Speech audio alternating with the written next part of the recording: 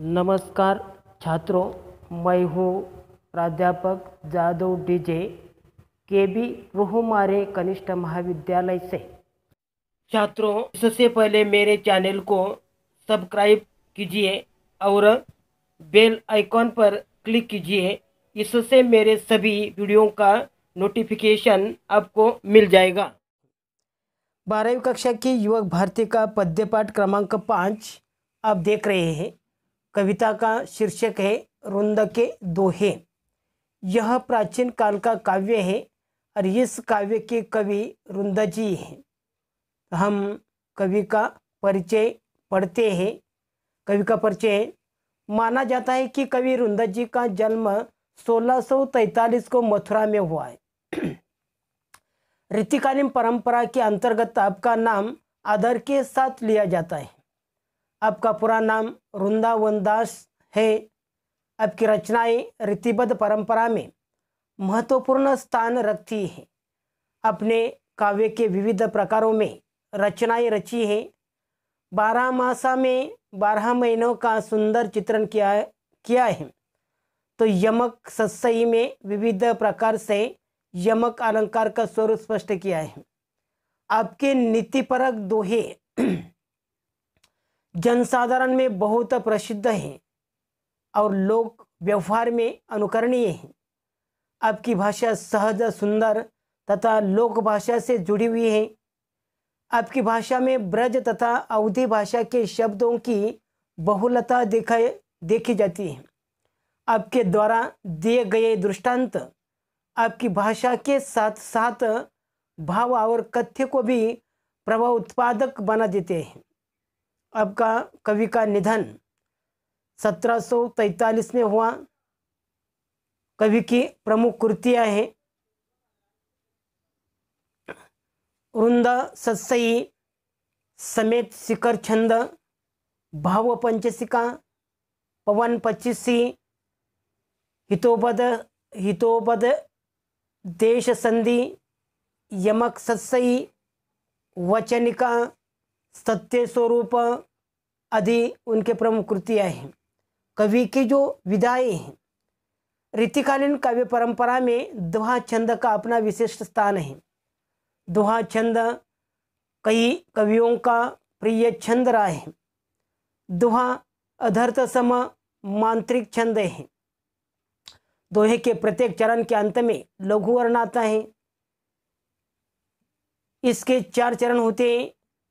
प्रथम और द्वितीय चरण में 13 मात्राएं होती हैं तथा द्वितीय और चतुर्थ चरण में 11 मात्राएं होती हैं। पाठ का परिचय। प्रस्तुत दोहों में कवि रुंद ने कई नीतिपरक बातों की सीख दी है। विद्यारूपी धन की विशेषता यह होती है कि वह खर्च करने पर भी बढ़ता जाता है। आंखों में मन की सच्ची झूठ बातें बता देती है।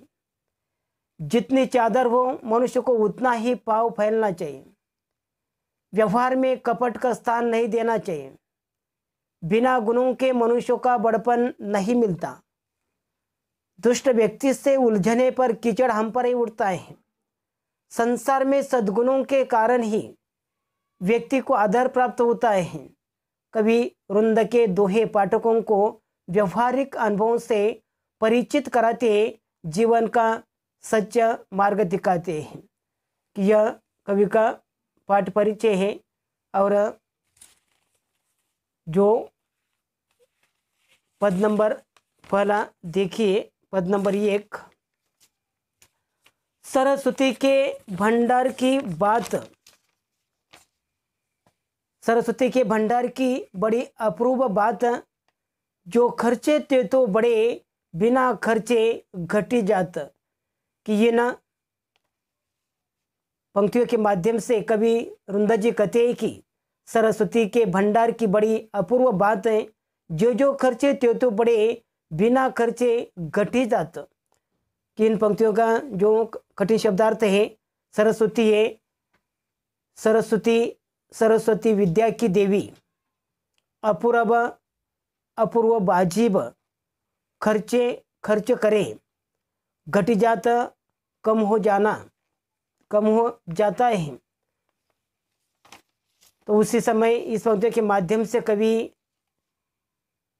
रुंदा जी कहते हैं कि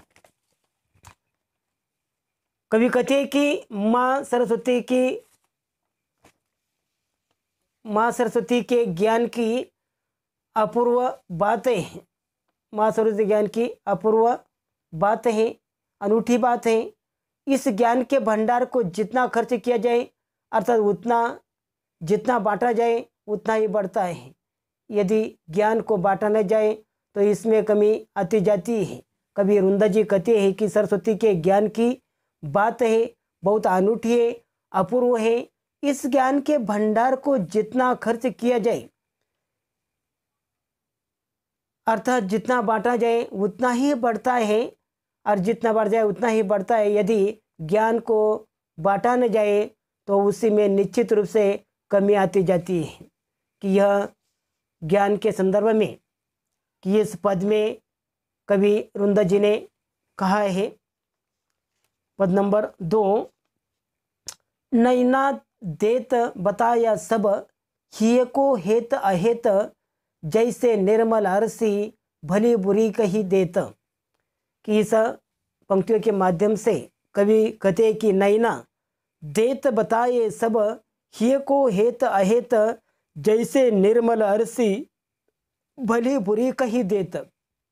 इस पंक्ति में कठिन शब्दार्थ है। शब्द है हिय हृदय, हेत हित, अरसी ऐना। कि इस पंक्तियों के माध्यम से कवि कहते हैं कि आंखें हित और अहित की सारी बातें उसी तरह बता देती है। कि मनुष्य की जो आंखें हैं, कि मनुष्य के हित और अहित की सारी बातें बता देती है। जैसे कि निर्मल आईने से अच्छी और बुरी दोनों तरह की बातों का पता चलता है। कि जिस प्रकार हर जो आईना है वह निर्मल है, कि वही आईने के सामने जैसा व्यक्ति खड़ा रहता है वैसा ही उसी में दिखाई देता है। और इसीलिए कवि कहते हैं कि आँखें, अपनी जो आँखें हैं वह मनुष्य की हित और अहित के बारे में वह बता देती है।